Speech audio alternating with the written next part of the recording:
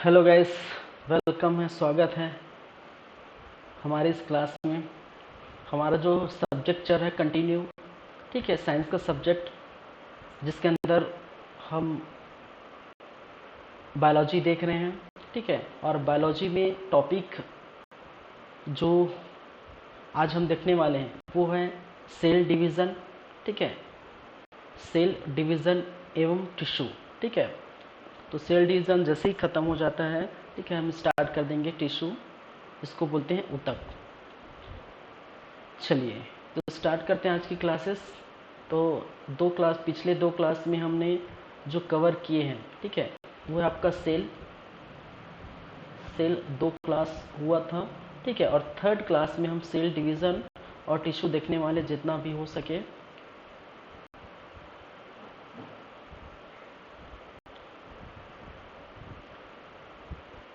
चलिए तो आज का हमारा जो टॉपिक है वो रहेगा सेल डिवीज़न, या जिसको कहते हैं कोशिका विभाजन। क्या बोलेंगे इसको? कोशिका विभाजन,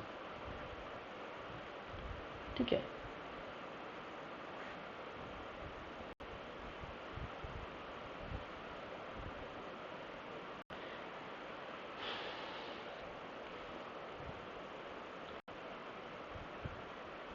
चलिए, मैंने कहा था, ठीक है, पिछले क्लास में कुछ डिस्कस मैंने किया हुआ था। पहली बात, क्या क्या इसमें पढ़ेंगे, तो पहली बातें इसके परिचय या इसकी परिभाषा, ठीक है, कि सेल डिवीज़न क्या होता है वो हम देखेंगे, ठीक है। सेल डिवीज़न के कुछ बातें करेंगे, थोड़ा से इंट्रोडक्शन, कहने का मतलब इंट्रोडक्शन पार्ट।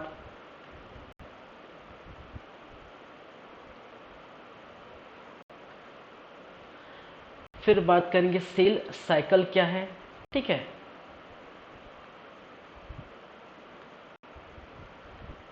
सेल साइकिल, या जिसे बोला जाता है कोशिका चक्र। सेल साइकिल, जिसको हम क्या बोलते हैं हिंदी में, कोशिका चक्र। फिर stages of cell cycle, stages of cell cycle, या जिसको बोलते हैं कोशिका चक्र की अवस्थाएं, ठीक है, कोशिका चक्र की अवस्थाएं।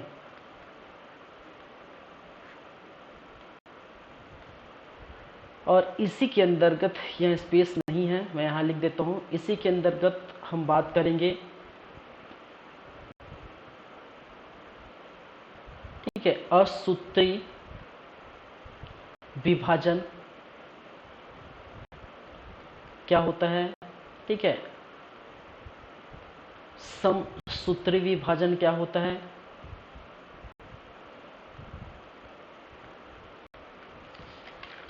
ठीक है, और जिसको बोलते हैं अर्धसूत्री विभाजन। क्या है? अर्धसूत्री विभाजन। इंग्लिश में एमिटोसिस, मिटोसिस,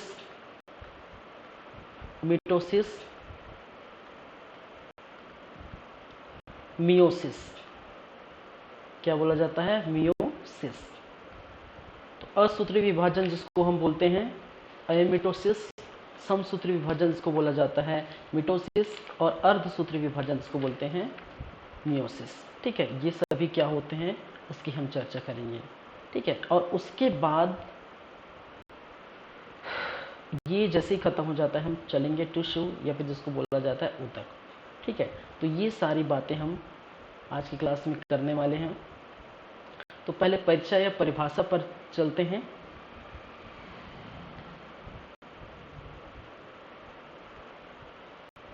ठीक है। अब एक्चुअल में सेल डिवीज़न क्या होता है कि हम बात कर लेते हैं, या कोशिका विभाजन। ठीक है, अगर इसकी परिभाषा पर नज़र डालें, ठीक है, तो मैंने पिछले क्लास में बताया हुआ था। ठीक है, हमें अगर किसी भी प्रकार की अगर चोट लगती है, ठीक है, या फिर कोई सेल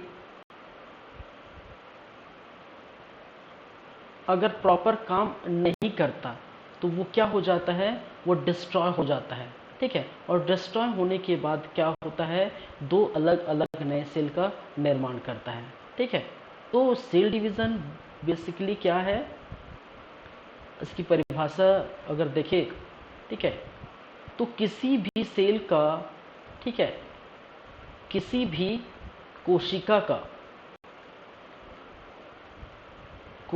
का ठीक है, दो भागों में विभाजित होना,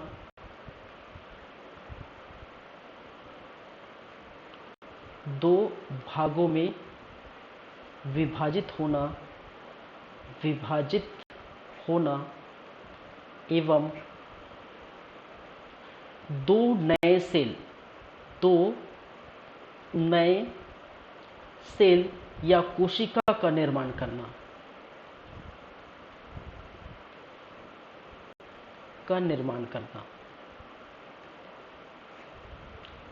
यही कहलाता है क्या, सेल डिवीज़न।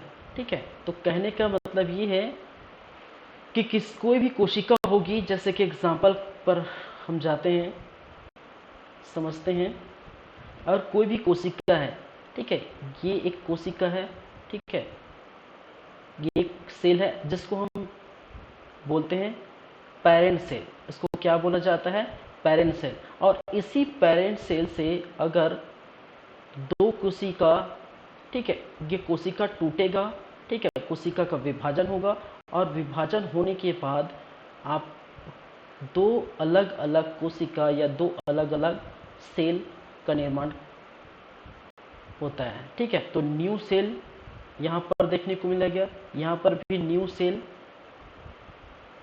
ठीक है, तो दो अलग अलग नए सेलों का निर्माण जब होगा, ठीक है, इसको क्या कहते हैं, कोशिका विभाजन। और ये दोनों सेल जिसको कहते हैं डॉटर सेल, ठीक है, जिससे विभाजित होगा वो क्या कहलाता है, पेरेंट सेल।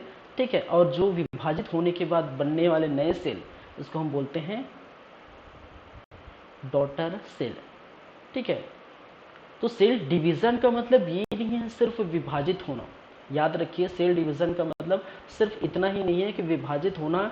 सेल डिवीज़न का मतलब है विभाजित होने के साथ साथ, ठीक है, दो नए सेलों का क्या है, निर्माण होना। इसी को हम बोलते हैं सेल डिवीज़न। ठीक है, ये बातें हुई इसकी।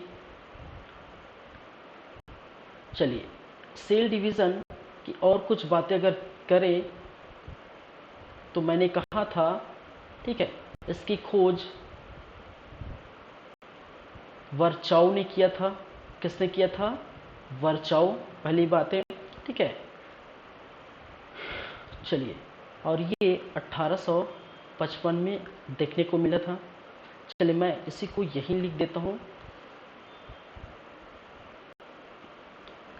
ठीक है, यहीं पर लिख देता हूँ, ठीक रहेगा। और इसकी खोज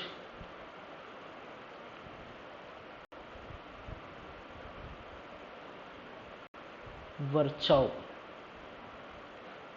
1855, ठीक है, किसकी खोज, इस सेल डिवीज़न की खोज किसके द्वारा की थी, वर्चाउ द्वारा, वो 1855 में। ठीक है, इन्होंने ने बताया है कि सेल, इसी को हम बोलते हैं सेल डिवीज़न। ठीक है, चलिए, नेक्स्ट है सेल साइकिल।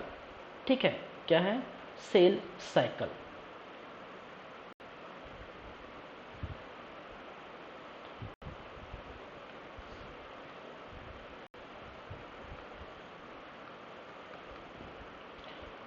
कोशिका चक्र, अब ये सेल साइकिल या कोशिका चक्र क्या होते हैं भाई? ठीक है,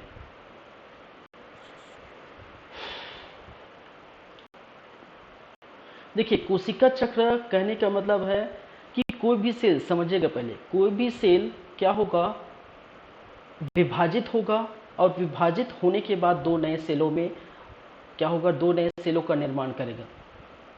ठीक है, और इसके लिए एक प्रोसेस होता है। ठीक है, इसके लिए क्या होता है, प्रोसेस होता है। ठीक है, तो कोई भी सेल, मैंने क्या कहा, कोई भी सेल होगा और ये सेल दो भागों में ये विभाजित होगा, और विभाजित होने के बाद न्यू दो नए नए सेलों का क्या करता है, निर्माण करता है।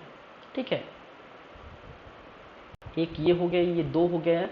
ठीक है, ये पेरेंट सेल है, क्या है, पेरेंट सेल, ये पेरेंट सेल है, ये दोनों डॉटर सेल है। अब देखिए यहां से यहां तक पहुंचने, कहने का मतलब है एक सेल, ठीक है, एक सेल विभाजित होगा और विभाजित होने के बाद दो नए सेलों में, ठीक है, दो नए सेलों का निर्माण करेंगे। ठीक है, और इतनी दूरी पहुंचने के लिए हमें 24 हावर या 24 घंटे का समय लगता है।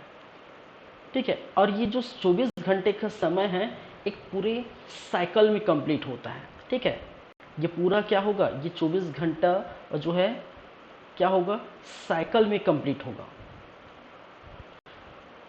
अब जब साइकिल में कंप्लीट होगा, कहने का मतलब है इस स्थान पर चलेगा और दूसरे स्थान, इसी स्थान पर आके रुक जाएगी। ठीक है, तो जहां से स्टार्ट हुआ है वहीं पर एक साइकिल जो है चलेगा, और साइकिल चलकर, ठीक है, 24 घंटों में क्या करेगा, 24 घंटे में दो अलग नए सेलों का निर्माण करता है। ठीक है, इसी को हम कहते हैं सेल साइकिल। ठीक है, तो प्रॉपर सेल साइकिल होने के लिए हमें कितनी समय की जरूरत है, 24 घंटे में, और 24 घंटे में ही आपके एक सेल दो नए सेलों का निर्माण करता है। ठीक है, जब एक सेल दो नए सेलों का निर्माण करता है टूटकर, तो इसको हम बोलते हैं सेल डिवीजन। ठीक है, और जब ये प्रॉपर सेल डिवीजन एक प्रॉपर साइकिल में कंप्लीट होता है, ठीक है, और इसको 24 घंटे, और उस साइकिल का जो समय है, ड्यूरेशन है, वो 24 घंटा है। ठीक है, और इसी ड्यूरेशन को, इसी को हम क्या कहते हैं, कोशिका चक्र। ठीक है, तो कोशिका में होने वाले जो है ये चीजें क्या कहलाती है, कोशिका चक्र। ठीक है, तो ये हो गया कोशिका चक्र।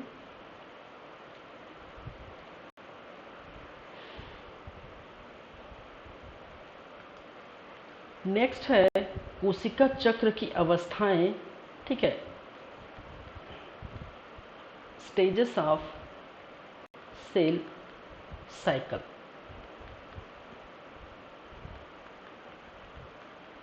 कोशिका चक्र की अवस्थाएं।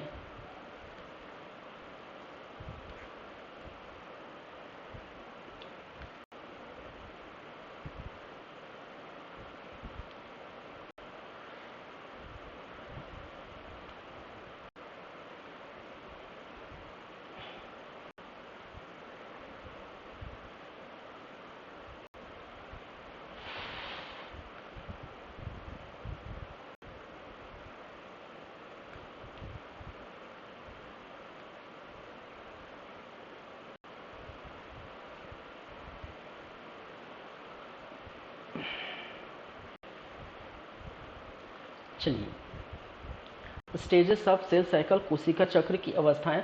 और कोशिका चक्र की अवस्थाएं मैंने क्या कहा था, देखिए पिछले क्लास में थोड़ा बहुत हुआ था।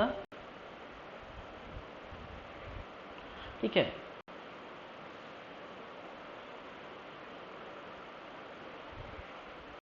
चलिए, कोशिका की चक्र की अवस्थाएं दो अवस्थाओं से गुजरनी पड़ती है।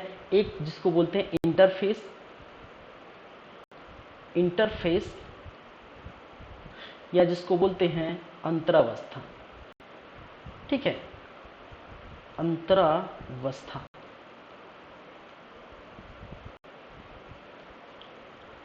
चलिए, दूसरा जिसको बोलते हैं माइटोटिक फेज, इसको एम फेज भी बोला जाता है, एम फेज भी बोला जाता है, और इसको बोलते हैं विभाजन अवस्था।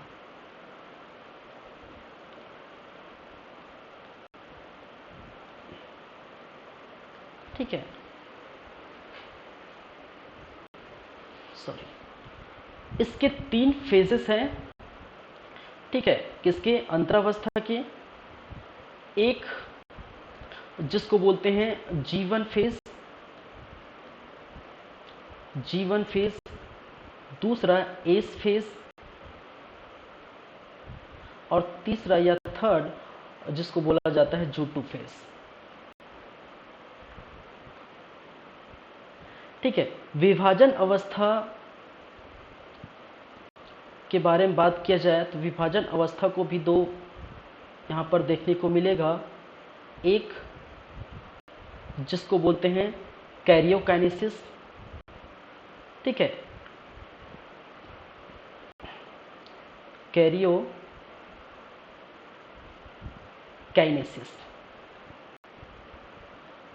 ठीक है। एक जिसको बोलते हैं साइटोकाइनेसिस, साइटोकाइनेसिस,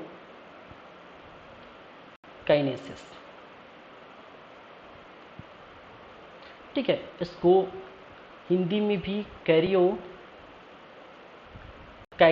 बोला जाता है,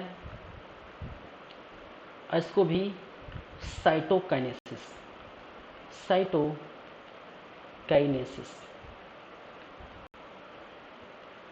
ठीक है। तो ये पहले लिख लेते हैं, फिर एक एक करके हम चलेंगे क्या है ये साइकिल।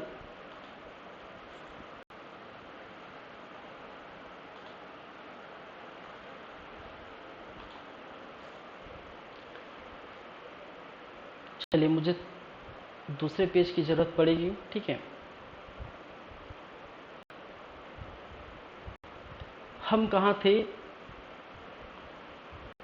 माइटोटिक फेज, और माइटोटिक फेज के अंदर जिसको हम बोलते हैं एम फेज, ठीक है, एम फेज। और एम फेज में मैंने क्या कहा था कि 2 भाग है इसके, ठीक है। इसके कितने भाग है, 2 भाग है, कैरियोकाइनेसिस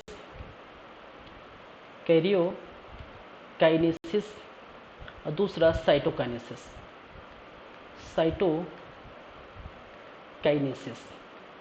ठीक है। देखिए, इस कैरियोकाइनेसिस की बात की जाए तो कैरियोकाइनेसिस के अगर अंदर कुछ फेजेस और चलते हैं जिसको बोलता जाता है पूर्वावस्था, ठीक है, जिसको हमने नाम दिया प्रोफेज, इंग्लिश में प्रोफेज, ठीक है। दूसरा मध्यावस्था जिसको बोला जाता है मेटाफेज, मध्यावस्था जिसको बोलते हैं मेटाफेज,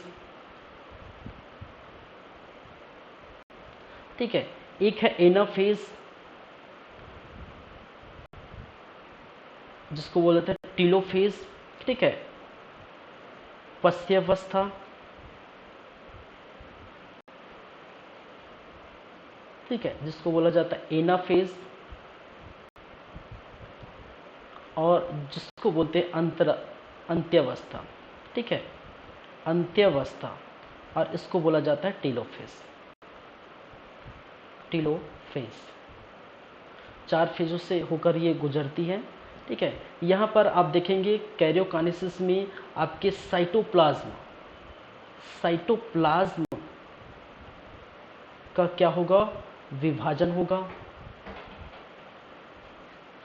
ये क्या कहलाते हैं, ये विभाजन अवस्था है, विभाजन अवस्था।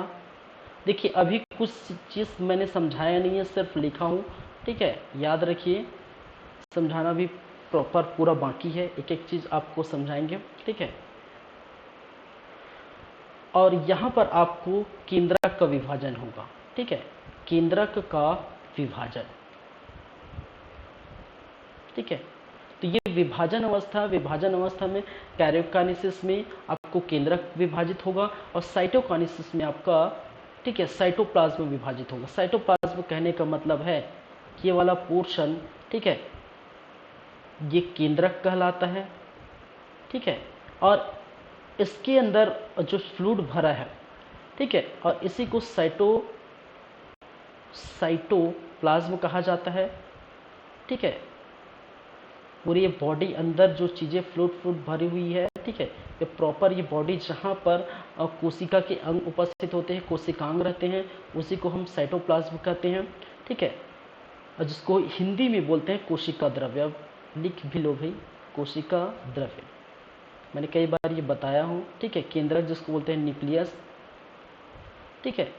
तो पहले केंद्रक का विभाजित होगा कहाँ पर, कैरियोकाइनेसिस में, उसके बाद विभाजित होगा साइटोकाइनेसिस में साइटोप्लाज्म का, ठीक है। तो नाम से स्पष्ट है, साइटोप्लाज्म को विभाजित साइटोप्लाज्म में, सॉरी साइटोकाइनेसिस में साइटोप्लाज्म को विभाजित, कैरियोकाइनेसिस में केंद्रक को विभाजित, ठीक है। बस ये याद रखिए। चलिए पीछे चलते हैं थोड़ा, एक एक करके हम देखेंगे कोशिका चक्र की अवस्थाएं, ठीक है, तो हम बात करेंगे।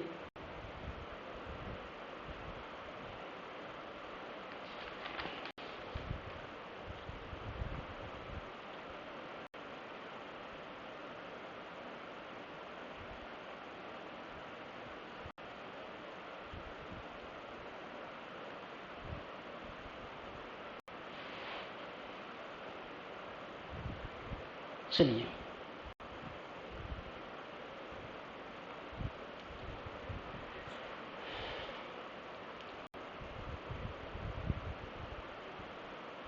मैं थोड़ा कोशिश करूंगा कि भाई डायग्राम अच्छे से बन जाए।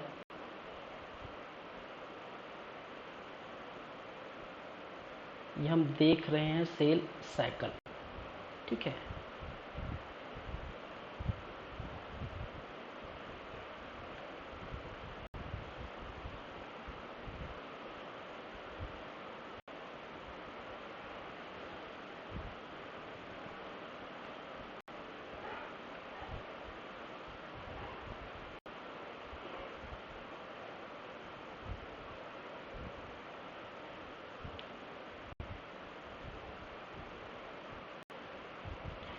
चलो ये बना है थोड़ा बेटर, ठीक है।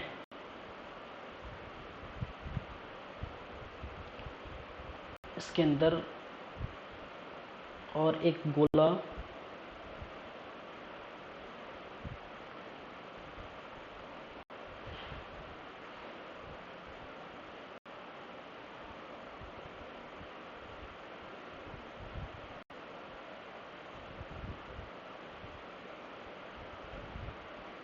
चलिए उससे भी थोड़ा बेटर बना हुआ है।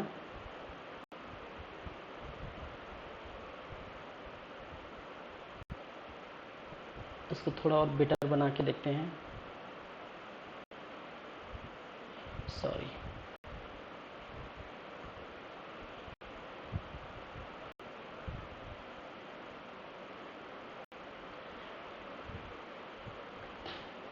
चलिए तो ये कुछ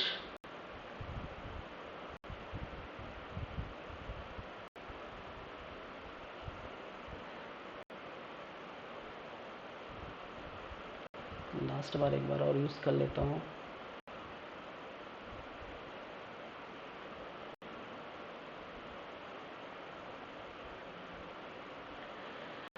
चलिए तो यहाँ पर अगर देखा जाए तो कुछ अवस्थाएं यहाँ पर लिखूंगा, ठीक है। एक जिसको हम बोलते हैं जीवन अवस्थाएं, ठीक है, जीवन अवस्थाएं।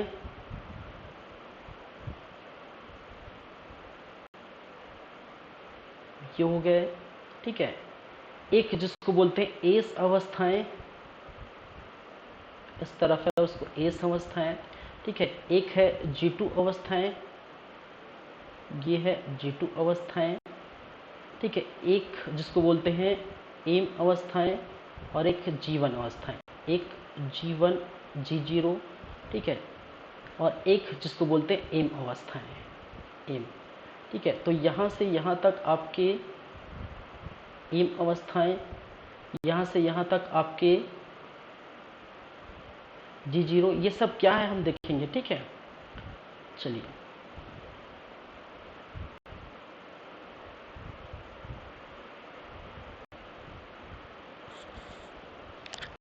चलिए देखिए ये क्या कहलाता है, एक है जिसको बोलते हैं G0 अवस्थाएं और G0 अवस्थाएं,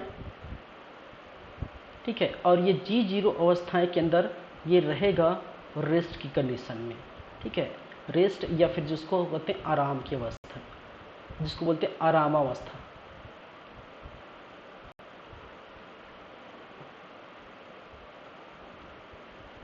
ठीक है,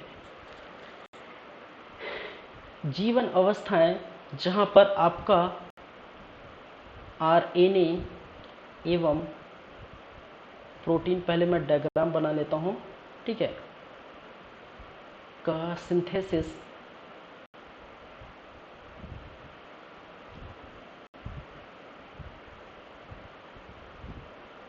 ठीक है, यहाँ पर DNA का सिंथेसिस, DNA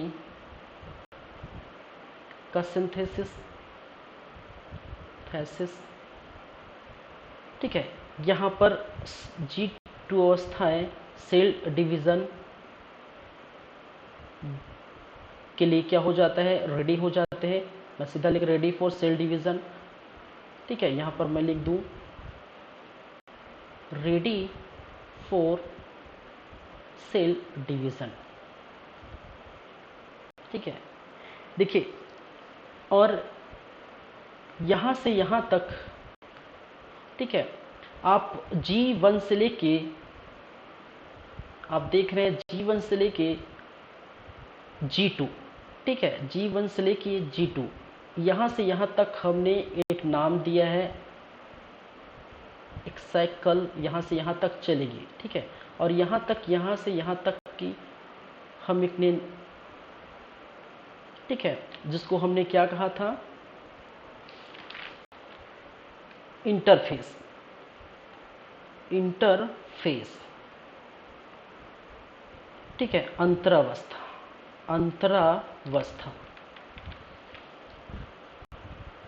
अब पीछे देखेंगे, ठीक है, तो मैं यहाँ पर देखिए, तो इंटरफेस, अंतरावस्था, ठीक है, प्रॉपर सेल चलेगा, देखिए, ठीक है, तो यहाँ पर G1 एस फेज, ठीक है, G1 फेज, एस फेज और G2 फेज, 3 फेजेस है किसके अंतर्गत, अंतरावस्था के अंतर्गत, ठीक है।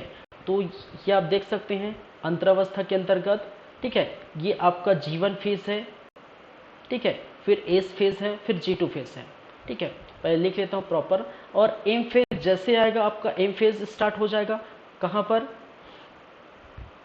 कहाँ पर, एम फेज जो विभाजन अवस्था है, और इस विभाजन अवस्था में दो भाग हैं, एक कैरियोकाइनेसिस और साइटोकाइनेसिस, ठीक है। तो पहले कैरियोकाइनेसिस चलेगा, ये प्रॉपर 4 जो है प्रोसेस, और ये 4 प्रोसेस किसके अंदर देखने को मिलेगा, इसी के अंदर, ठीक है। तो इसको मैं, एक प्रोसेस ये हो गया, 2 प्रोसेस ये हो गया, 3 ये हो गया और 4 ये हो गया, ठीक है।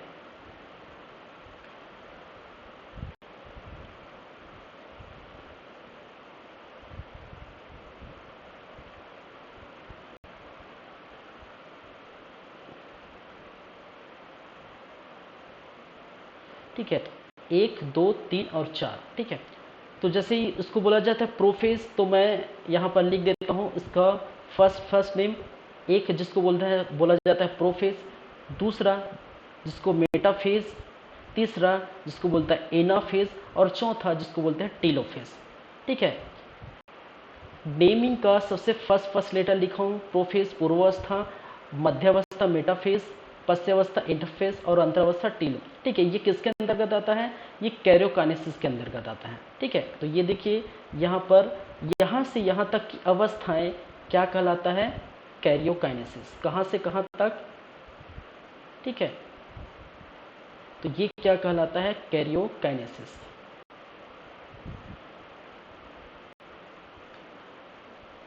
काइनेसिस, ठीक है, कैरियोकाइनेसिस,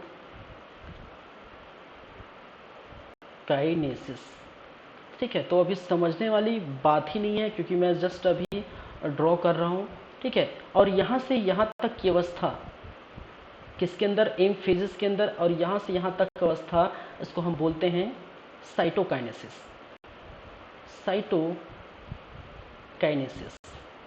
ठीक है। तो प्रॉपर आपको एक डायग्राम समझ आ गया होगा, ठीक है, कि एक प्रॉपर एक साइकिल चलेगा, ठीक है, और साइकिल के अंतर्गत दो अवस्थाएं, इंटरफेज और एम फेज, और एम फेज के भी क्या है, दो अवस्थाएं हैं, ठीक है। और कैरियोकाइनेसिस में पूर्व फेज, मध्य फेज, पश्चावस्था, अंतरावस्था, ठीक है, पूर्वावस्था, मध्यावस्था, पश्चावस्था, अंतरावस्था, ये चार आपको देखने को मिलेगा। तो ये प्रॉपर आपको देखने को मिलेगा। चलिए तो एक एक करके हम बात करेंगे ये पूरी कहानी, ठीक है। तो सबसे फर्स्ट मैं चेंज कर देता हूं कलर। सबसे फर्स्ट G0 अवस्था, ठीक है, एक होता है G0 अवस्था। अब इसमें क्या होगा, ठीक है, देखिए 24 घंटे में मैंने क्या कहा, ये प्रॉपर साइकिल जो है 24 आवर में क्या होगा, कंप्लीट होगा, ठीक है। ये जो प्रॉपर साइकिल है वो कितने 24 घंटे में, 24 आवर में कंप्लीट होगा।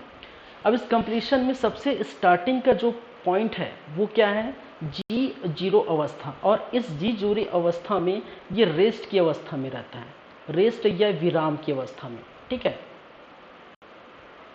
ठीक है।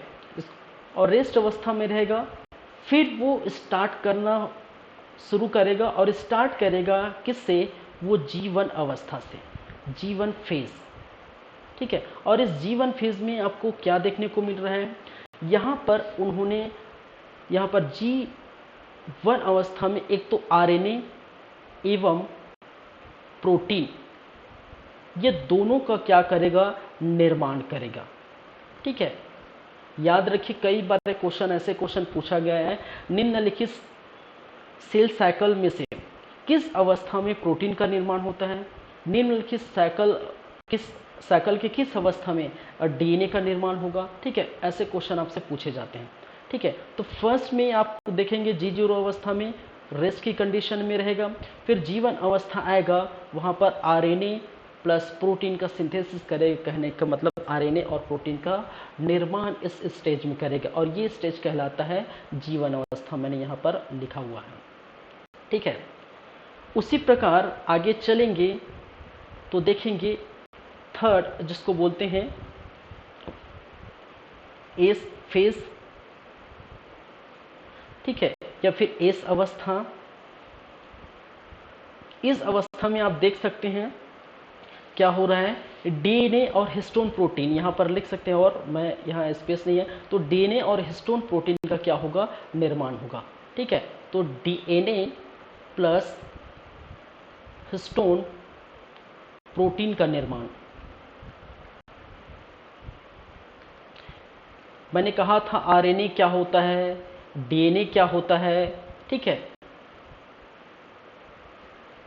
आरएनए क्या होता है, डीएनए क्या होता है, आपका क्रोमोसोम क्या होगा, ठीक है, जीन्स क्या होते हैं, ये सभी बातें मैं जेनेटिक्स वाले पार्ट में करूंगा। तो बस इतना समझिए, आरएनए है, डीएनए है, ठीक है, राइबोन्यूक्लिक एसिड, डीऑक्सीराइबोन्यूक्लिक एसिड, ठीक है, ये सभी जो है यहाँ निर्माण होगा, ठीक है। चलिए अब देखिए, ये आरएनए का निर्माण कर दिया, प्रोटीन का निर्माण कर दिया, फिर आप एस फेज में डीएनए का जो है और हिस्टोन प्रोटीन का निर्माण कर लिया, उसके बाद रेडी हो जाता है, ठीक है। उसके बाद जैसे ही G2 अवस्था आएगी, वो रेडी हो जाएगा सेल डिवीज़न के लिए। बेसिकली हम क्या पढ़ रहे हैं, सेल डिवीज़न, और मैंने कहा ये सेल डिवीज़न एक प्रॉपर साइकिल के अंतर्गत कंप्लीट होता है। तो आप देख रहे हैं एक साइकिल चल रहा है, ठीक है, और साइकिल के इस G2 अवस्था में आप क्या देखने को मिलेगा, G2 अवस्था, G2 फेज। ये कई बार, ये मैंने बार बार बोल रहा हूँ, कई बार क्वेश्चन पूछा, निम्नलिखित में से कौन सी अवस्था में जो है सेल डिवीजन के लिए तैयार हो जाता है, ठीक है। तो यहाँ पर याद रखिए, ready for cell division, cell division, ठीक है, सेल डिवीजन के लिए तैयार है, कोशिका विभाजन के लिए तैयार, हिंदी में लिख सकते हैं कोशिका विभाजन के लिए तैयार, विभाजन हेतु रेडी, हेतु तैयार। अब देखिए, फिर आप चलिए चार्ट में थोड़ा, ठीक, हायरार्की में थोड़ा चलते हैं। यहाँ पर अगर देखें तो मैंने क्या कहा था, एक जिसको अंतरावस्था में ये सारी चीज़ें होंगी, ठीक है। उसके बाद मैंने कहा था कि ये विभाजन अवस्था में चला जाएगा, ठीक है। तो G2 फेज से डायरेक्ट ये ऐसे मूव करके कहाँ चला जाएगा, विभाजन अवस्था। और विभाजन अवस्था में दो चीज़ें हैं, कैरियोकाइनेसिस और साइटोकाइनेसिस। तो कैरियोकाइनेसिस, साइटोकाइनेसिस, ठीक है। और कैरियोकाइनेसिस के अंतर्गत प्रोफेज, मेटाफेज, एनाफेज, टेलोफेज ये है। तो हम बात करेंगे अब किसकी, कैरियोकाइनेसिस की। और कैरियोकाइनेसिस के अंदर ये 4 जो है चीज़ों की, ठीक है। तो ये भी हम देख लेते हैं।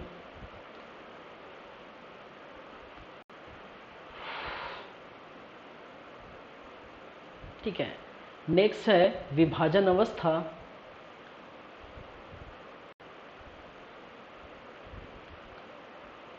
क्या है विभाजन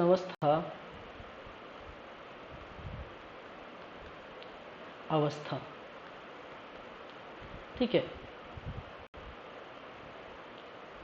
और इसके अंतर्गत हम बात करें कैरियोकाइनेसिस की।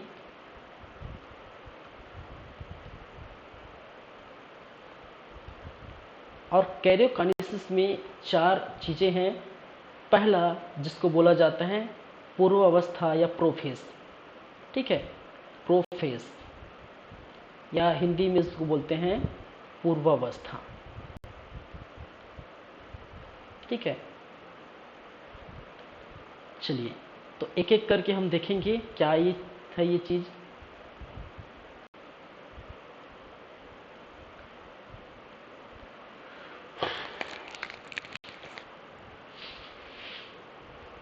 देखिए इस फेज में, ठीक है, जैसी पूर्वावस्था होगी, ठीक है, इस फेज में केंद्रक के अंदर जो केंद्रिका है उस केंद्रिका का विभाजित होगा, ठीक है। मैं यहाँ लिख देता हूँ इस फेज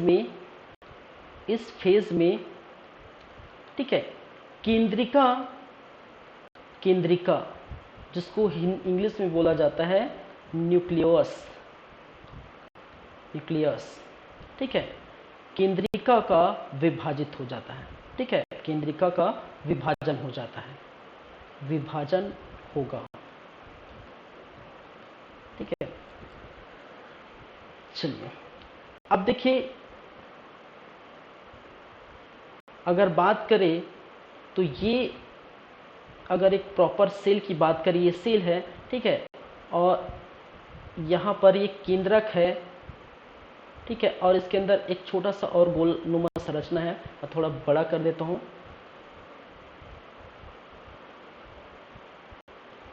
ठीक है, एक छोटा सा गोलनुमा संरचना यहाँ पर रेड कलर का दिख रहा है, ठीक है। ये कहलाता है आपका क्या, न्यूक्लियस जिसको बोलते हैं केंद्रक, ठीक है। और केंद्रक के बाहर एक झिल्ली है जिसको बोलते हैं केंद्रक झिल्ली, ठीक है, न्यूक्लियस मेम्ब्रेन, केंद्रक झिल्ली, ठीक है। दूसरा ये रेड वाला जो पार्ट है, ठीक है, यहाँ पर उसको हम बोलते हैं केंद्रिका, ठीक है, न्यूक्लियोलस, ठीक है। और इसके अंदर भी एक झिल्ली होता है जो केंद्रिका झिल्ली कहते हैं, ठीक है।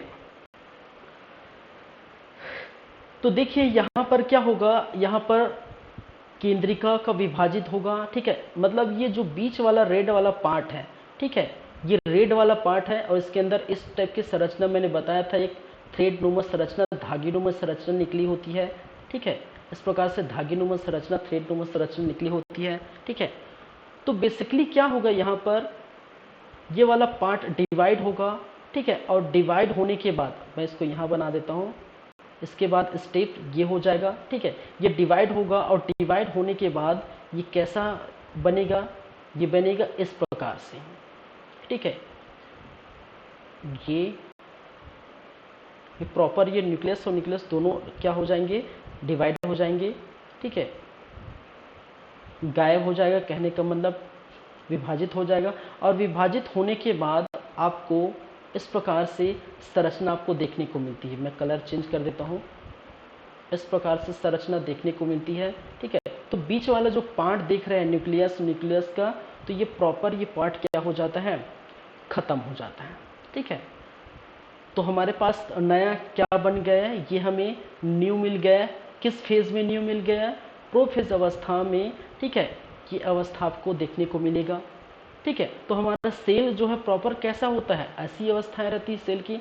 और सेल जो है विभाजित होगा, विभाजित होने के बाद प्रौवस्था में, ठीक है, इस फेज में केंद्रिका का क्या हो जाता है, विभाजित हो जाता है, ठीक है।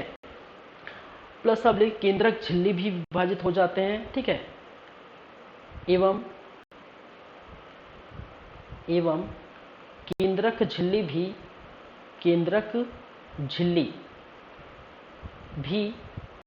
विभाजित हो जाते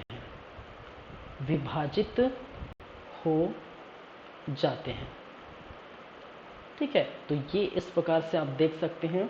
ये पहली जो है अवस्था जिसको बोलते हैं पूर्वावस्था, ठीक है। चलिए, तो ये साइकिल में चल रहा है, देखिए बहुत सा आप लोग दो, ठीक है, ये प्रॉपर साइकिल में चल रहा है। तो ये वाला जो है हम देखिए अभी जस्ट कौन सा, प्रोफेज, ठीक है। अब इसके बाद मूव करेगा साइकिल कहाँ पर, मेटाफेज में, ठीक है। और मेटाफेज से मूव करेगा एनाफेज, और एनाफेज से मूव करेगा क्या, टीलोफेज, ठीक है। और ये प्रॉपर यहाँ से टीलोफेज तक क्या कहते हैं इसको, कैरियोकाइनेसिस, ठीक है।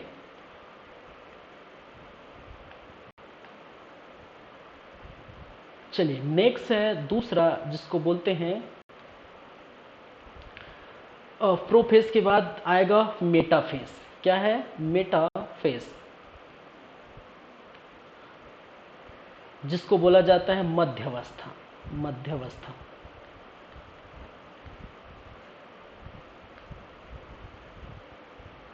ठीक है।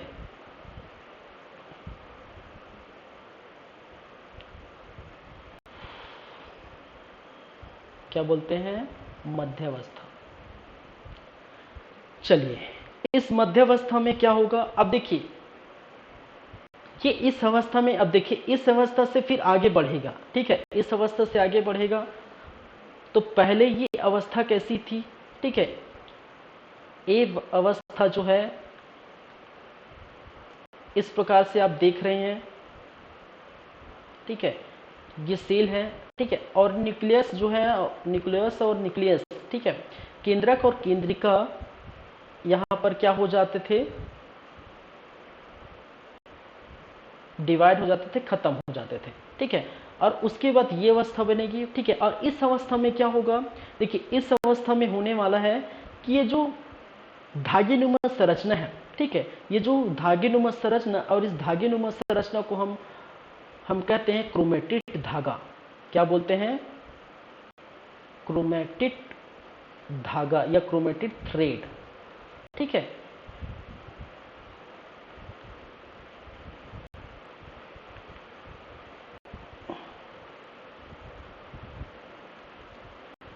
क्रोमेटिड धागा या क्रोमेटिड थ्रेड, ठीक है।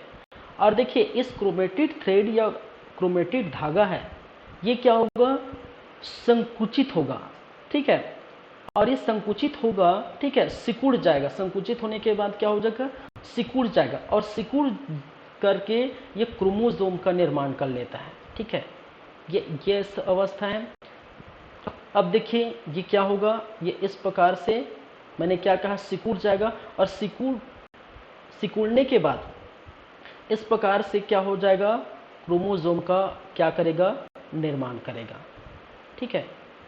किसका निर्माण करेगा, क्रोमोसोम। ये क्या कहलाता है, ये कहलाएगा क्रोमोसोम। धागा जो है किसका निर्माण करेगा, क्रोमोसोम।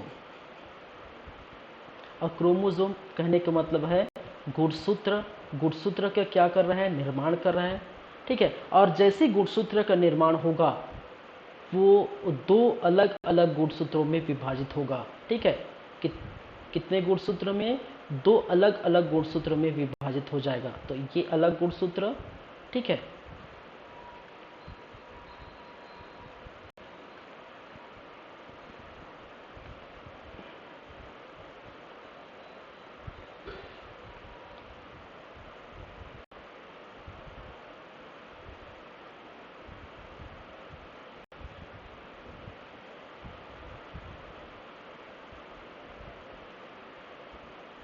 चलिए, तो दो नए गुणसूत्र मिल गए हमें। क्या मिल गए? दो न्यू क्रोमोसोम, क्रोमोसोम, ठीक है। क्या मिल गया हमें? दो नए क्रोमोसोम, ठीक है। तो ये याद रखिए। तो कहने का मतलब इस चीज को वही लिखेंगे, ठीक है। यहां पर क्या क्या हो रहा है? सबसे पहली बात तो, ठीक है, पूरे साइकिल की सबसे लंबी अवस्था है, ठीक है। याद रखिए, पूरे साइकिल की लंबी अवस्था इसको बोला जाता है, ठीक है। लंबी अवस्थाएं क्यों? क्योंकि ये एक बार क्या करेगा? संकुचित होगा, ठीक है। संकुचित होने के बाद ये सिकुड़ कर क्रोमोसोम का निर्माण करेगा, और क्रोमोसोम का निर्माण करने के बाद फिर से ये दो नए क्रोमोसोम का क्या करेगा? निर्माण कर देगा, ठीक है। तो ये मेटाफेज सेल डिवीजन की क्या है? सबसे लंबी अवस्था है, ठीक है। तो इसको मैं मेटाफेज डिवीजन की,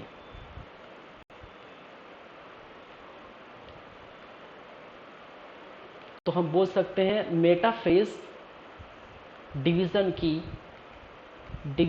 की लंबी अवस्थाएं, ठीक है। पहली बात। दूसरी बात, इसमें क्या हो रहा है, ठीक है। तो हम बस वही लिखेंगे जो डायग्राम में बना है। क्रोमैटिड धागा सिकुड़कर, ठीक है,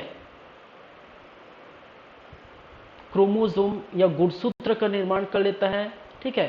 गुणसूत्र का निर्माण कर लेता है, निर्माण करता है, एवं गुणसूत्र दो गुण एवं गुणसूत्र दो नए, ठीक है, दो नए गुणसूत्रों में विभाजित हो जाता है। गुणसूत्रों में क्या हो जाता है? विभाजित हो जाता है। देखिए, आप बुक में पढ़ेंगे तो बहुत लेंदी है ये चीज़ें, ठीक है। आपको, मुझे नहीं लगता कि प्रॉपर समझ में आएगा, ठीक है। एकदम जो है लेंदी आपको वहाँ पर मिलेगा, ठीक है। तो इस समझेंगे तो बहुत आसान हो जाएगा, ठीक है। तो मेटाफेज में आपको, मेटाफेज, ये पहली बात तो ये सबसे लंबी अवस्था है, और इस अवस्था में यानी क्या, क्रोमैटिड धागा क्या कर रहा है? क्रोमोसोम का निर्माण कर रहा है, और यही क्रोमोसोम इसी अवस्था में फिर से दो नए क्रोमोसोम का क्या कर लेता है? निर्माण कर लेता है, ठीक है। तो पहली बात ये क्या है? विभाजन अवस्था के अंदर प्रोफेज ये हो गया, फिर ऐसी अवस्था थी, और ऐसी अवस्था के बाद ये अब आ गया अवस्था ये, ठीक है। और ये आगे फिर से क्या होगा? नेक्स्ट जो है फेज में चला जाएगा, ठीक है।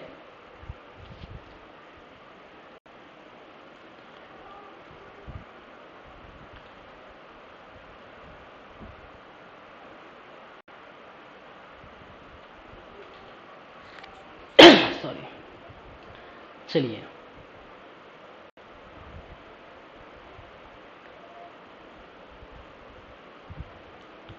चलिए, थर्ड जिसको बोला जाता है एनाफेज। क्या बोलते हैं इसको? एनाफेज, ठीक है। जिसको बोलते हैं पश्चावस्था, हिंदी में पश्चावस्था, ठीक है।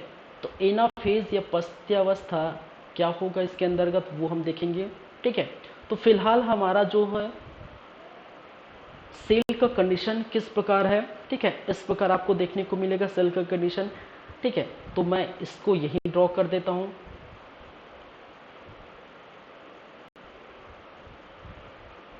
ठीक है। तो ये सेल का कंडीशन ऐसा है फिलहाल अभी, ठीक है। और इसके अंदर आपको दो क्या मिलेगा?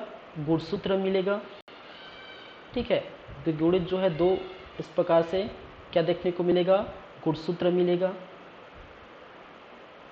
ठीक है। तो ये इसका प्रीवियस आप देख सकते हैं, ये वाली अवस्था है, ठीक है। तो इस अवस्था के बाद आगे मूव होगा। अब देखिए क्या होगा इस अवस्था में, ठीक है। ये दो गुणसूत्र है, और इस अवस्था में इस गुणसूत्र के अंतर्गत, ठीक है, दो लेयर चढ़ जाएंगे, ठीक है। और लेयर चढ़ेंगे और फिर से निर्माण कर लेंगे किसका, न्यूक्लियस का। ठीक है, किसका निर्माण करेंगे, न्यूक्लियस का निर्माण कर लेंगे। जैसे कि हम देखें ये इस प्रकार से अवस्था होगी। ठीक है,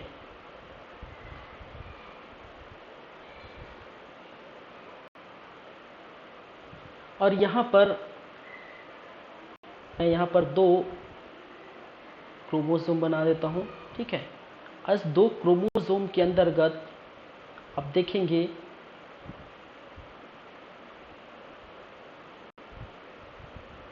ठीक है, और 2 क्रोमोसोम के अंतर्गत ये चढ़ जाएगा, इसके ऊपर एक लेयर बन जाएगा। ठीक है, इसके ऊपर क्या होगा, एक लेयर बन जाएगा इस प्रकार से लेयर। ठीक है, फिर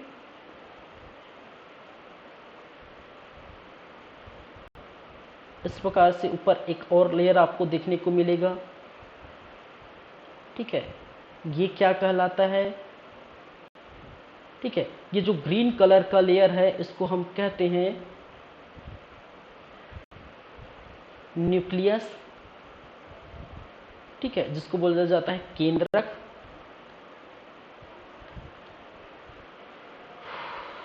चलिए मैं यहाँ लिख देता हूँ क्योंकि यहाँ थोड़ा लिखना भी पड़ेगा इस जगह।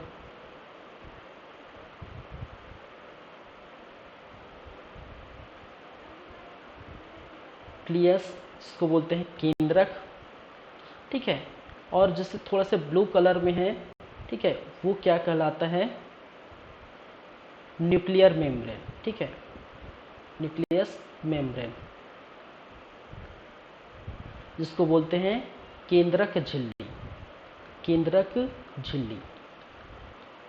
ठीक है, तो हो क्या रहा है, बेसिकली देख रहे हैं तो यहाँ पर इस अवस्था में आपको क्या देखने को मिलेगा, इस अवस्था में दोनों क्रोमोसोम पर, ठीक है, 2 गुणसूत्रों पर, ठीक है, केंद्रक एवं केंद्रक झिल्ली एवं केंद्रक झिल्ली का निर्माण हो जाता है। क्या हो जाता है, केंद्रक एवं केंद्रक झिल्ली का निर्माण हो जाता है। ठीक है, तो यही है।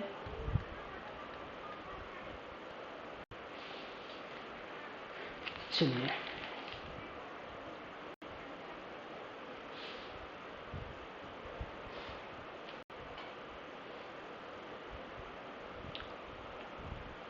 ये है। ठीक है, नेक्स्ट जो है वो चौथा जिसको बोला जाता है टेलोफेज। क्या है, टेलोफेज, जिसको बोलते हैं अंत्यावस्था। ठीक है, टेलोफेज या अंत्यावस्था। इस फेज में आपको क्या देखने को मिलेगा, ठीक है, इस फेज में आपको देखने को मिलेगा कि जो केंद्रक है, ठीक है, वो डिवीजन के लिए जो है मूव करेगा कहाँ पर, ठीक है, कहाँ पर मूव करेगा, साइटोकाइनेसिस में। कहाँ पर मूव करेगा, साइटोकाइनेसिस में। ठीक है, तो ये क्या होगा, ये साइटोकाइनेसिस में जाएगा। ठीक है, मूव साइटोकाइनेसिस में, साइटोकाइनेसिस में, और यहाँ पर आप देखने को मिलेगा कि जो लेयर बनी हुई है, ठीक है, इस प्रकार से अवस्थाएं थी हमारी। ये क्रोमोसोम है, ठीक है, और इस क्रोमोसोम के अंतर्गत 2 लेयर का निर्माण ये हो चुका था इस प्रकार से। ठीक है, और जब लेयर की बात करें इस प्रकार से निर्माण हो गया था दोनों में। अब यहाँ पर क्या होगा, यहाँ पर ये बीच वाला भाग डिवाइड होगा। क्या होगा, ये बीच वाला भाग डिवाइड होगा। और बीच वाला भाग इसको क्या कहते हैं भाई, ये वाला भाग मैंने क्या कहा था, ठीक है, क्या कहा था, साइटोप्लाज्म। और साइटोप्लाज्म जहाँ पर साइटोकाइनेसिस के अंतर्गत ये क्या होगा, आपको डिवाइड होगा। और डिवाइड होने के बाद ये 2 नए, ठीक है, 2 नए सेल का निर्माण करेगा, प्रॉपर जो सेल आपको देखने को मिलता है। ठीक है, तो 2 इस प्रकार से नए सेलों का क्या कर लेगा, निर्माण करेगा।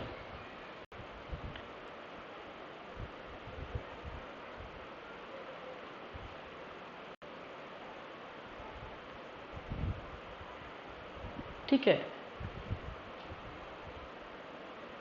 2 न्यू सेल, ठीक है, और इसको या फिर बोला जाता है 2 डॉटर सेल, डॉटर सेल, ठीक है, 2 नए सेल का निर्माण ये कर देगा। और ये प्रॉपर पूरा मैंने बताया था बार बार कि ये प्रॉपर जो है कितने घंटे में होता है, 24 घंटे में ये प्रॉपर क्या होगा, डिवीज़न देखने को मिलेगा। और डिवीज़न होने के बाद ये 2 नए सेलों में विभाजित होगा, ठीक है। तो कैरियोकाइनेसिस में आपको ये होगा, ठीक है, जहाँ पर केंद्रक का विभाजन इसके पहले होता था, ठीक है, और कैरियोकाइनेसिस में साइटोप्लाज्म का विभाजन होकर 2 नए सेल का निर्माण कर लेगा, ठीक है। तो ये था हमारा क्या, विभाजन अवस्था, ठीक है। तो कोशिका चक्र की अवस्थाएं ये प्रॉपर ये पूरा हो गया है, ठीक है। तो टेलोफेज के बाद ये मूव करेगा कहाँ, साइटोप्लाज्म में।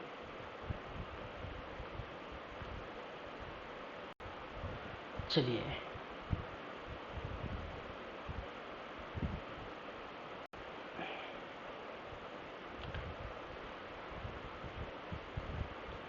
ये हो गए चीज़ें।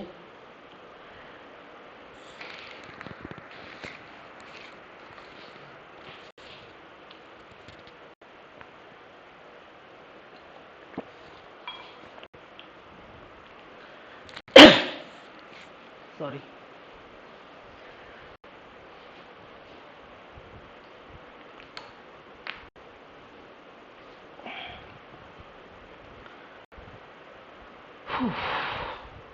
चलिए नेक्स्ट हम बात करेंगे। देखिए सेल डिवीज़न में हम देखेंगे सेल डिवीज़न के प्रकार। यहाँ पर आप लिख सकते हैं शुरू में ये क्या है,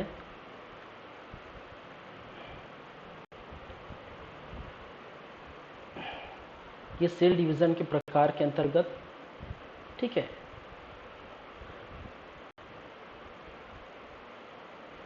टाइप्स ऑफ सेल डिवीज़न,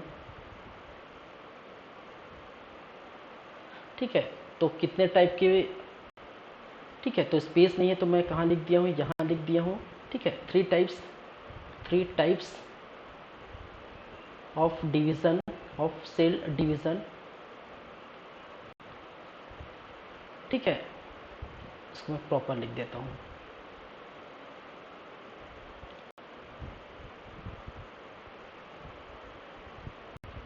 भाई साहब कलर तो चेंज कर देते हैं। 3 टाइप्स ऑफ सेल डिवीज़न,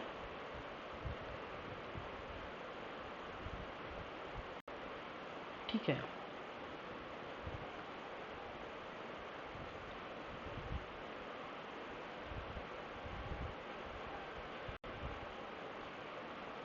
ये पहला हो गया है, ये दूसरा हो गया, तीसरा हो गया है, ठीक है।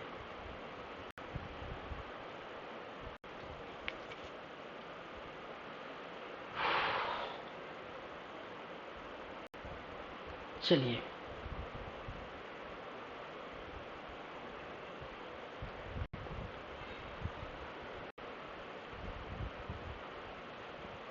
तो हमारा नेक्स्ट टॉपिक है types of cell division, cell division,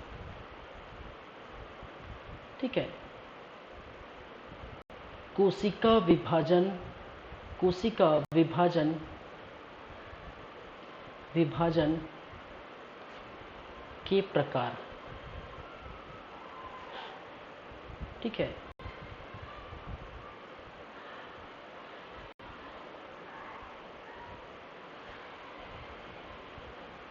और आप जानते हैं कोशिका विभाजन के 3 प्रकार है, ठीक है।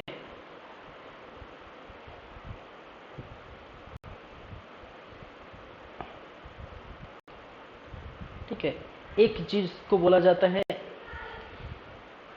एमिटोसिस, अमिटोसिस, ठीक है, असूत्री विभाजन, असूत्री विभाजन। दूसरा मेटोसिस, ठीक है, जिसको बोलते हैं समसूत्री विभाजन। क्या बोला जाता है इसको? समसूत्री विभाजन, सूत्री विभाजन। और दूसरा मियोसिस, जिसको बोला जाता है अर्धसूत्री विभाजन। ठीक है, मियोसिस, अर्धसूत्री विभाजन। ठीक है, तो ये कोशिका विभाजन के प्रकार है। तो एक एक करके हम देखेंगे अर्धसूत्री विभाजन क्या है, समसूत्री और असूत्री विभाजन क्या है। तो सबसे फर्स्ट चलते हैं आपके असूत्री विभाजन। ठीक है, असूत्री विभाजन।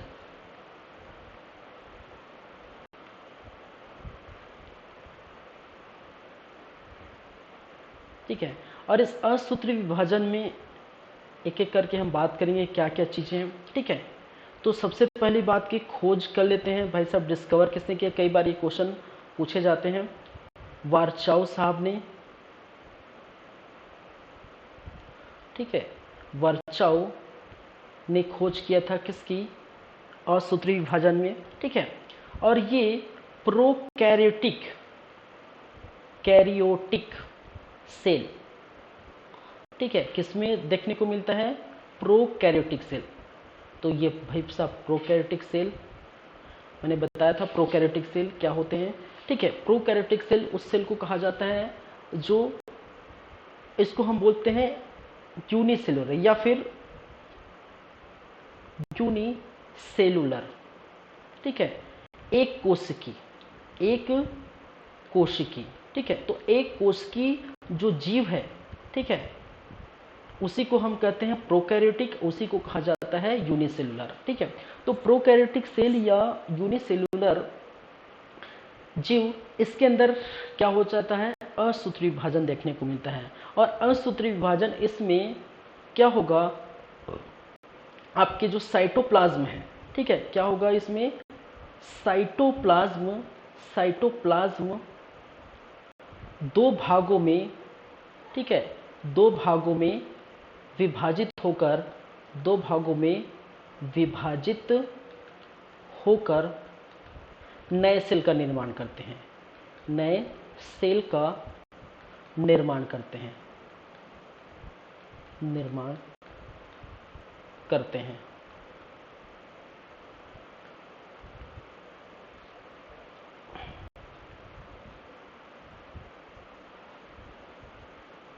इधर इमेज है मेरा, ठीक है, तो इतने तक लीजिए। विभाजित होकर दो न्यू सेल का निर्माण करते हैं। ठीक है, अब कैसे निर्माण करते हैं भाई? एग्जाम्पल से अब देखेंगे।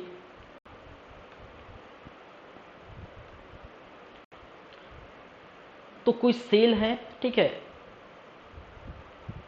कोई सेल है और वो सेल इस प्रकार से है, प्रॉपर सेल का स्ट्रक्चर। ठीक है, क्या है? कोई सेल है, ठीक है, और वो सेल क्या करेगा? यहाँ से डिवाइड हो जाएगा। कहाँ से डिवाइड? ये बीच से क्या हो जाएगा? डिवाइड हो जाएगा। ठीक है, और ये बीच से डिवाइड होगा। डिवाइड होने के बाद ये वाला पार्ट और ये वाला पार्ट दोनों क्या हो जाएगा? अलग अलग हो जाएंगे। और अलग अलग होने के बाद दो नए सेल का क्या करेगा? निर्माण करेगा। क्या करेगा? ठीक है, टू न्यू सेल का निर्माण। ठीक है, तो मैंने क्या कहा कि ऐसे जो है जीव में पाया जाता है। जैसे एक कोष की जीव, जैसे अमीबा है, ठीक है, एक कोष की जीव आप जानते हैं ना, जिसमें कोशिका कितनी हो? एक हो। ठीक है, और वो अपने आप में जीव है। तो ये क्या है? अमीबा, पैरामीशियम,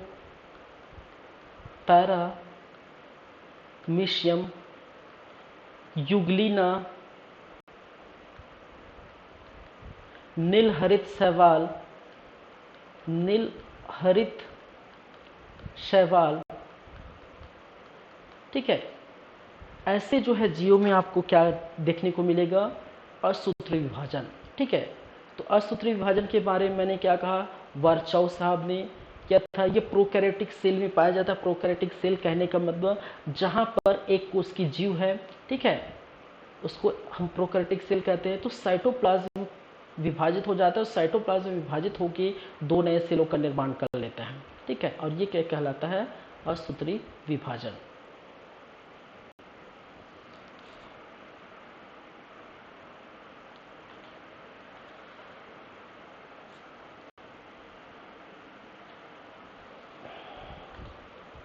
चलिए, तो ये तो हो गया असूत्री विभाजन। नेक्स्ट हम बात करेंगे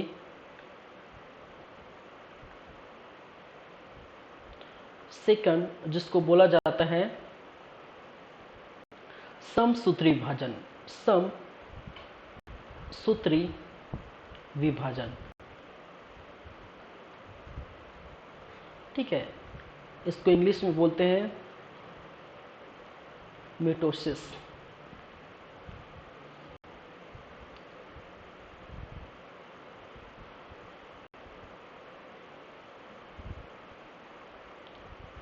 चलिए,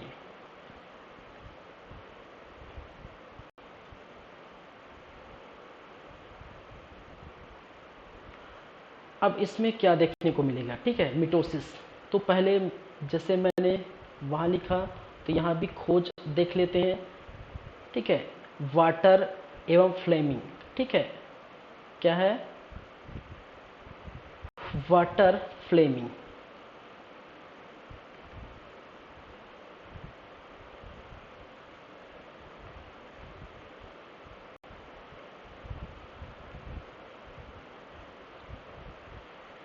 ठीक है। वाटर फ्लेमिंग ने 1882 में किया था। यहाँ भी आप लिख लीजिए 1855, ठीक है। खोज हो गए। दूसरा, ये होते हैं आपके यूकैरियोटिक, ठीक है, कैरियोटिक सेल। अब यूकैरियोटिक सेल क्या है भाई, इसको हम क्या बोलते हैं, मल्टी सेलुलर, ठीक है, बहुकोशिकीय जीव। क्या है, बहुकोशिकीय जीव, ठीक है। अब बहुकोशिकीय जीव कहने का मतलब है हम हैं, ठीक है, और आपके जो है कुत्ते बिल्ली है, जितने भी जानवर हैं, ठीक है, जिसमें एक से अधिक सेल पाए जाते हैं, उसको हम क्या बोलते हैं, बहुकोशिकीय जीव, जिसको बोला जाता है मल्टी सेलुलर, ठीक है। और ये समसूत्री विभाजन कहाँ पर होता है, आपके बॉडी सेल में, ठीक है, समसूत्री विभाजन, समसूत्री विभाजन, ठीक है। बॉडी सेल कहने का मतलब आपके हाथ पैर नाक मुंह, ठीक है, सिर्फ प्राइवेट पार्ट के छोड़कर, क्योंकि वो जो प्राइवेट पार्ट है वो सेक्स सेल के अंतर्गत आ जाएगा, ठीक है, ठीक है। तो वहां पर होगा आपका अर्धसूत्री विभाजन, ठीक है। क्या है, अर्धसूत्री विभाजन। चलिए, अब देखिए यहां क्या होने वाला है, ठीक है। यहां पर आपका होगा,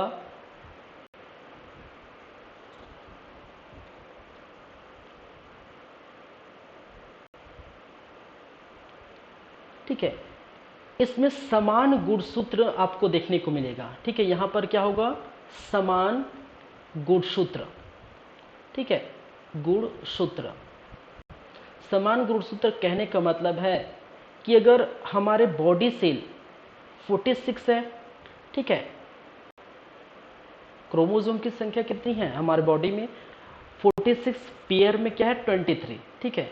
तो माता पिता, माता की भी 46, ठीक है, पिता के, तो पेरेंट के 46 अगर होंगे और उनकी अगर दो संतान हों, ठीक है, तो इसमें भी आपको क्या होगा, 46 होगा क्रोमोसोम की संख्या, इसमें भी 46 होगा, ठीक है।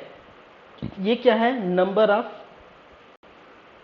46, sorry, number of chromosome, chromosome की संख्या कितनी है, 46, पेयर में 23। तो ये क्या कहलाते हैं आपके डॉटर सेल, डॉटर सेल, ये भी क्या कहलाता है, डॉटर सेल। ठीक है, तो ये पेरेंट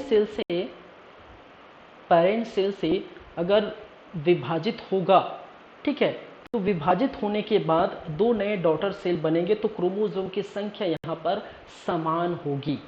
ठीक है, तो 46 आपके यहाँ भी देखने को मिल रहा है, यहाँ भी देखने को मिल रहा है। ठीक है, तो इसका एक सूत्र भी आता है 2n, और n यहाँ पर क्या है, n is the number of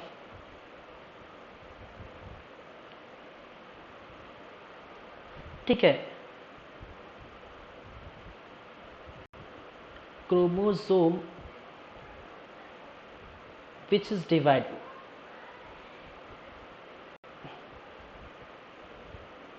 ठीक है, कहने का मतलब जितनी क्रोमोसोम है डिवाइड हो रहा है उसकी संख्या है। ठीक है,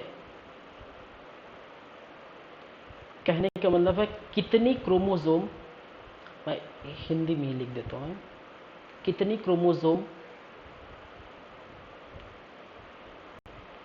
इन क्या है कि कितनी गुणसूत्र विभाजित हो रहे हैं, विभाजित हो रहे हैं। ठीक है,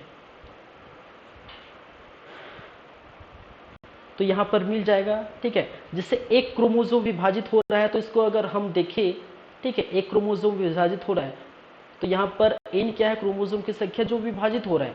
अगर एक विभाजित हो रहा है तो ये टोटल कितने होंगे, 2। तो यहाँ पर देख सकते हैं 1 और 2 मिल गए हमें। ठीक है, अगर 2 विभाजित होता, बाय द वे मैं एग्जांपल से अगर बोलूं, अगर 2 विभाजित होता तो यहाँ पर देखिए एक विभाजित होकर ये 2 बना दिए। ठीक है, ठीक है, 2 बना दिए, और 2 विभाजित होकर फिर से ये 2 बनाएंगे, फिर से ये 2 बनाएंगे। ठीक है, तो कितने हो गए, विभाजित होने की संख्या अगर 2 है, ठीक है, तो 2 इंटू 2, तो 2 दूनी कितने होंगे, 4। तो यहाँ पर 1 2 3 और 4 तो आपको मिल गया है। ठीक है, तो इन क्या है, जितनी जो है क्रोमोसोम वो विभाजित हो रहा है। ठीक है, तो इस प्रकार से आप देख सकते हैं। तो उसी प्रकार मैंने यहाँ पर, ठीक है, तो क्रोमोसोम की संख्या विभाजित हो रहा है, 2 है। ठीक है, तो एक है नंबर, तो एक यहाँ पर, तो इनके, ठीक है, एक दूनी 2 और 2 यहाँ पर। ठीक है, तो इस प्रकार से कितनी गुणसूत्र जो है या कितनी क्रोमोसोम विभाजित हो रहा है उनकी संख्या है।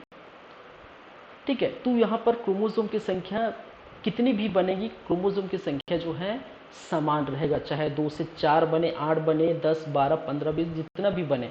ठीक है, सभी में संख्या जो है 46 और 46 ही रहेगी। ठीक है, अब देखिए समसूत्र विभाजन को चलने के लिए भी, ठीक है, याद रखिए समसूत्र विभाजन होने के लिए भी आपको इस 4 प्रोसेस से गुजरनी पड़ेगी। ठीक है, अगर प्रोसेस ऑफ, ठीक है, मिटोसिस, ठीक है, अगर इसकी प्रोसेस की बात करें तो यही चारों प्रोसेस आपको देखने को मिलेगा। कौन कौन से चारों प्रोसेस, प्रोफेज, मेटाफेज, मेटाफेज, ठीक है, एनाफेज, एनाफेज, और जिसको बोलता है टेलोफेज, टेलोफेज। ठीक है, पूर्वावस्था जिसको बोलते हैं, पूर्वावस्था, मध्यावस्था, ठीक है, पश्चावस्था, अंत्यावस्था, ये सारी जो है इस प्रोसेस के अंदर अप्लाई होंगे। ठीक है, तो प्रोफेज, मेटाफेज, एनाफेज, टेलोफेज को फिर से मैं नहीं बताऊंगा क्योंकि मैं बता चुका हूं। ठीक है, तो मिटोसिस के अंदर ये सारी प्रोसेस आपको देखने को मिलेगी। ठीक है, तो यहां पर एक पेरेंट सेल क्या होगा, 2 नए सेल का निर्माण करेंगे। ठीक है, चलिए, तो ये क्या कहलाता है, समसूत्री विभाजन।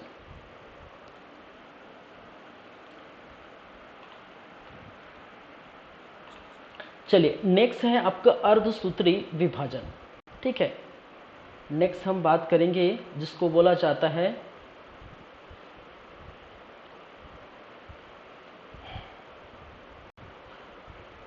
थर्ड है आपका अर्धसूत्री विभाजन। और अर्धसूत्री विभाजन जिसको बोलते हैं मियोसिस।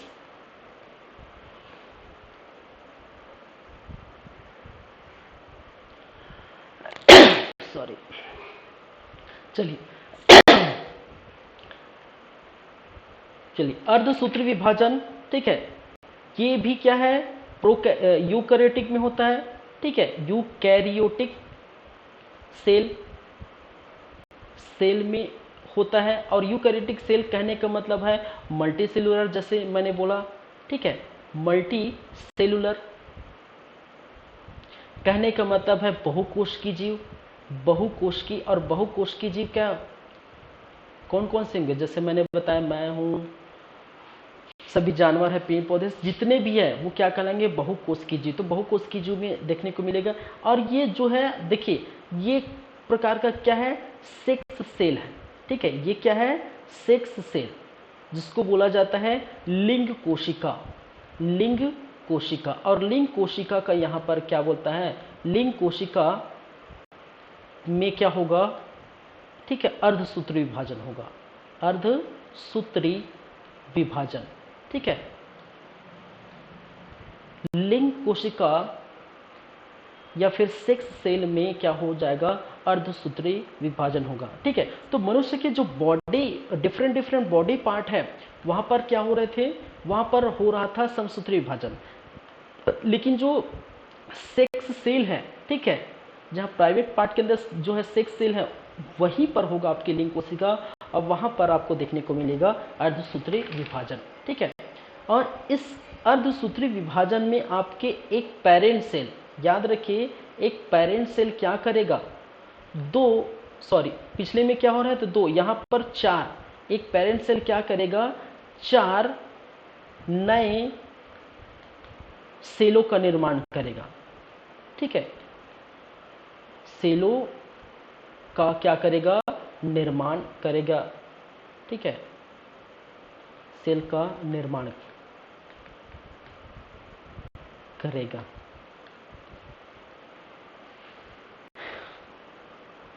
और इसमें क्रोमोसोम की संख्या कितनी हो जाती है, ठीक है, याद रखिए, इसमें गुणसूत्रों की संख्या क्या हो जाएगी, हाफ हो जाएगी, मतलब आधी हो जाएगी, आधी हो जाती है। ठीक है, जैसे कि अगर चले, ठीक है, तो ये एक पेरेंट सेल है। ठीक है, एक पेरेंट सेल है, और एक पेरेंट सेल क्या करेगा, 2 नए डॉटर सेल का निर्माण करेगा। ठीक है, क्या करेगा, 2 नए डॉटर सेल का निर्माण करेगा। और ये 2 नए डॉटर सेल, ठीक है, ये 2 नए डॉटर सेल फिर से 2 नए इसके डॉटर, हायरार्की देखिए, ये 2 नए सेल का निर्माण कर लेगा। ठीक है,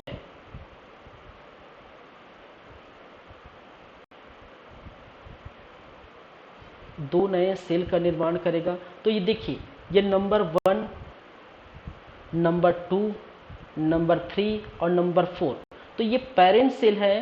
क्या है, पेरेंट सेल। और पेरेंट सेल से 4 नए क्या है, डॉटर सेल कि क्या, ठीक है, तो 4 नए क्या बने, डॉटर सेल बने। ठीक है, 4 नए किसका निर्माण हुआ, डॉटर सेल का निर्माण हुआ। ठीक है, याद रखिए यहां पर जो संख्याएं हैं, क्रोमोसोम की संख्या मैंने कहा आधी हो जाती है। ठीक है, तो क्रोमोसोम की संख्या आधी हो जाएगी, और आधी हो जाएगी कहने का मतलब है यहां पर इसको मिलेंगे 23। ठीक है, इसको भी मिलेंगे 23, इसको भी मिलेंगे 23, इसको भी मिलेंगे क्या है, 23। कितने मिलेंगे, 23। और ये क्या है, नंबर ऑफ क्रोमोसोम। क्या है, नंबर ऑफ क्रोमोसोम। ठीक है, क्रोमोसोम की संख्या 23 कहने का मतलब है हाफ हो जाती, यहाँ पर कितनी हो जाएगी, हाफ हो जाएगी, आधी। किसमें, अर्धसूत्री विभाजन में आधी हो जाती है।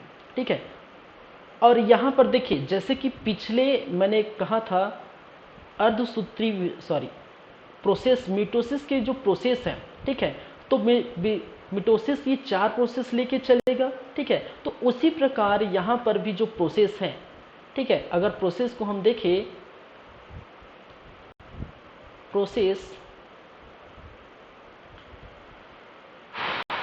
ऑफ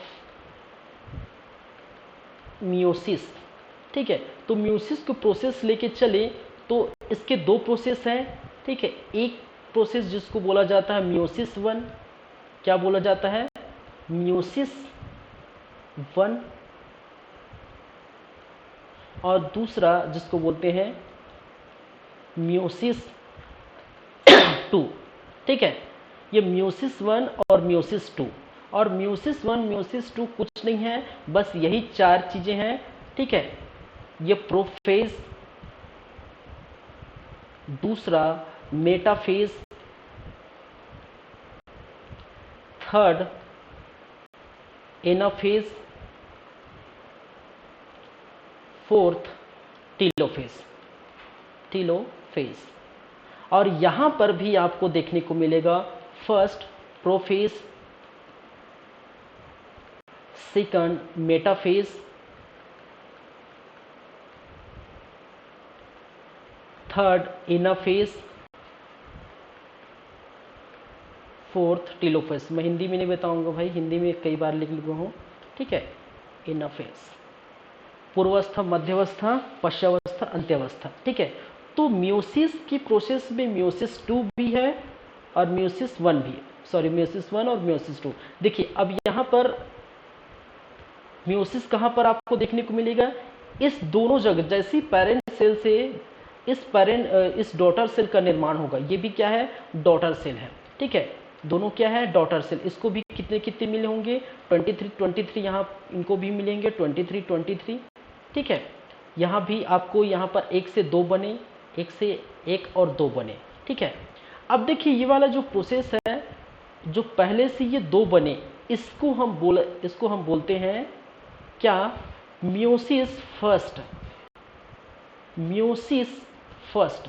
तो यहाँ से यहाँ तक बनने की जो क्रिया है, ठीक है, यहाँ से यहाँ तक कहने का मतलब है इस पेरेंट सेल से ये 2 नए कोशिका बनने की जो प्रोसेस है, जो क्रिया है, उसको हम नाम देते हैं मियोसिस 1। तो मियोसिस 1 में फिर से वही बात दोहराई जाएगी कि ये 4 जो है मियोसिस 1 में आपके प्रोसेस में चलेगा, और जैसे खत्म हो जाएगा फिर से मियोसिस 2 चलेगा, और मियोसिस 2 कहाँ से कहाँ तक चलेगा, आपकी ये 4 है, इसके लिए मतलब ये दोनों के बाद 4 बने, तो यहाँ पर आपको बनेगा मियोसिस 2। ठीक है, तो मियोसिस 1 इसके लिए ये दोनों, ठीक है, मियोसिस 2 ये दोनों के लिए फिर ये 4 जब बनते हैं। ठीक है, तो 4 नए डॉटर सेल का यहाँ पर आप देख सकते हैं। ठीक है, तो इस प्रकार से आपके जो है अर्धसूत्री विभाजन में क्रोमोसोम की संख्या हो जाती आदि। कई बार क्वेश्चन पूछा गया है, निम्नलिखित इसमें से कौन से जो है अवस्था में, कौन से सूत्री विभाजन में, ठीक है, क्रोमोसोम की संख्या आधी हो जाती है, समसूत्री, असूत्री, अर्धसूत्री, ऐसे क्वेश्चन हमसे पूछे जाते हैं। ठीक है, या कौन से में जो है डबल हो जाती है। ठीक है, या कौन से में जो है, किस में जो है सेलों की संख्या पूछेगी या क्रोमोसोम की संख्या। तो क्रोमोसोम की संख्या क्या है, आधी। ठीक है, ये किसकी है, क्रोमोसोम। ठीक है, और सेल की संख्या अगर नंबर ऑफ किया जाए, नंबर ऑफ सेल, और सेल की संख्या आप कितनी हो जाएगी, ठीक है, 4। तो इस प्रकार से ये याद रखिए, क्रोमोसोम की संख्या आधी, सेलों की संख्या 4 हो जाएगी। तो इस प्रकार से, और वहां पर अर्धसूत्री से नाम से स्पष्ट है, आधा। ठीक है, और वहां पर समसूत्री मतलब समान, ये भी ऐसे भी याद रखते हैं, समसूत्री मतलब समान, मतलब जैसा क्रोमोसोम है उतना ही समान का क्रोमोसोम आपको डॉटर सेल में मिलेगा, लेकिन अर्धसूत्री मतलब आधा हो जाता है, हाफ हो जाता है। ठीक है, तो यहाँ पर ये 46 अगर इसके पास है, ठीक है, तो इसका आधा 23, ठीक है। अब फिर ये 23 इसके पास भी, ठीक है, इन दोनों को मिलाकर ये 23 आधे हो जाएंगे। ठीक है, ये याद रखिए।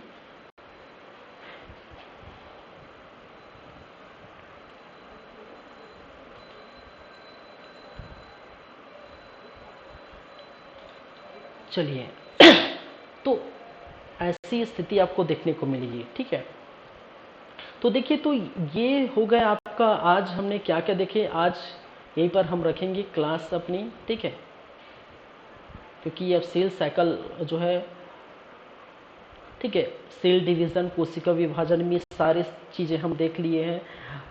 इंट्रोडक्शन पार्ट, कोशिका चक्र, सेल साइकिल क्या है, सेल चक्र की अवस्थाएं क्या है। ठीक है, फिर आपके जो है टाइप्स ऑफ सेल डिवीज़न, कहने का 3 टाइप्स ऑफ सेल डिवीज़न है, असूत्री विभाजन, समसूत्री, अर्धसूत्री विभाजन, ये हम, ठीक है। तो सेल डिवीज़न क्या होता है, इसकी परिचय हमने देखे। सेल साइकिल क्या होते हैं, ठीक है, सेल साइकिल की अवस्थाएं क्या है वो हम देखें। ठीक है, एम फेज में, विभाजन अवस्था में 2 अवस्थाएं, फिर प्रॉपर ही सेलों का जो साइकिल है, ठीक है, किस प्रकार से साइकिल चलता है वो हमने बात की। G0 फेज क्या है, G1 फेज क्या है। ठीक है, तो जैसी कैरियोकाइनेसिस खत्म होगा फिर से रेस्ट करेगा, मैंने कहा था। ठीक है, G0 अवस्था में फिर से इस प्रकार से क्या करेगा, साइकिल कंप्लीट करते रहेगा हर 24 घंटे में। ठीक है, तो ये साइकिल कितने हैं, साइकिल कंप्लीटेड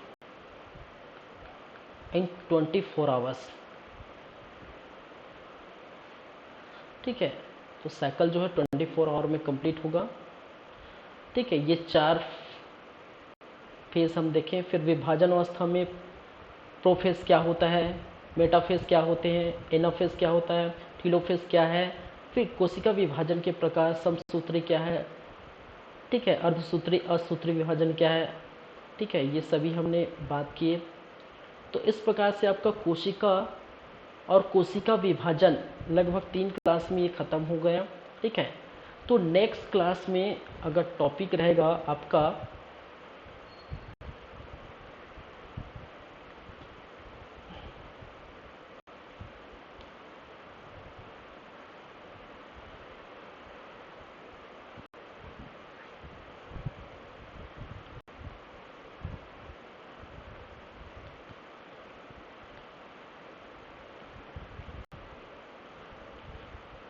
ठीक है, तो नेक्स्ट क्लास में हम देखेंगे, ठीक है, उत्तक टिश्यू। ठीक है, क्या रहेगा टॉपिक, वो रहेगा आपका टिश्यू, टिश्यू या जिसको बोला जाता है ऊतक। ठीक है, तो पहले हमने क्या देखे, सेल देखिए, सेल डिवीजन देखें, फिर हम नेक्स्ट क्लास में टिश्यू या फिर ऊतक देखेंगे। ठीक है, चलिए,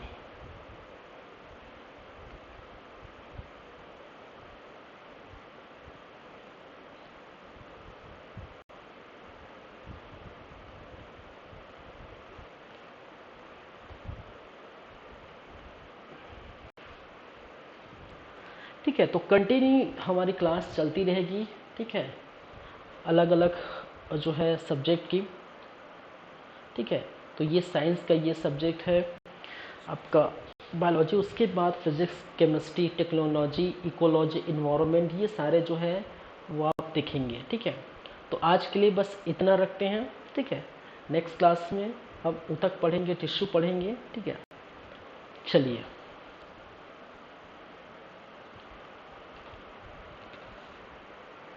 थैंक यू क्लास।